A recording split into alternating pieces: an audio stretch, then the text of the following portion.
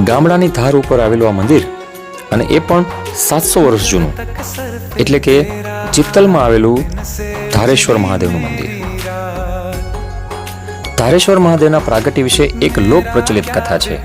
કહેવામાં આવે છે કે પહેલા અહીં એક ગોવાળ ગાયો ચરાવવા લાવતો હતો.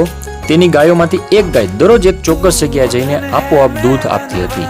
આ ઘટના ગોવાળને અચંબામાં મૂકી દેતી હતી. એક રાતે તેને સ્વપ્નમાં ભગવાન મહાદેવ દર્શન આપીને કહ્યું કે આ જગ્યાએ ખોદવામાં આવે અને ત્યારે શિવલિંગ પ્રગટ થશે. ત્યારબાદ તે જગ્યાએ ખોદકામ કરવામાં આવ્યું અને ત્યારે ખરેખર શિવલિંગ પ્રગટ થયું, એટલે કે આપણા આ ધારેશ્વર મહાદેવ. આ જગ્યા સાથે જોડાયેલી એક નવાઈની વાત એ પણ કહેવાય છે કે ચોમાસામાં ભારે વરસાદ પછી જ્યારે આકાશ સ્વચ્છ થાય અને સૂર્યના કિરણો સ્પષ્ટ દેખાય ત્યારે અહીંથી લગભગ 100 કિલોમીટર દૂર આવેલ જૂનાગઢ ગિરનાર પર્વતની પર્વતમાળા પણ અહીંથી જોઈ શકાય છે. અને આ મંદિર ઉપર 52 ગજની ધજા પણ ચડાવવામાં આવે છે.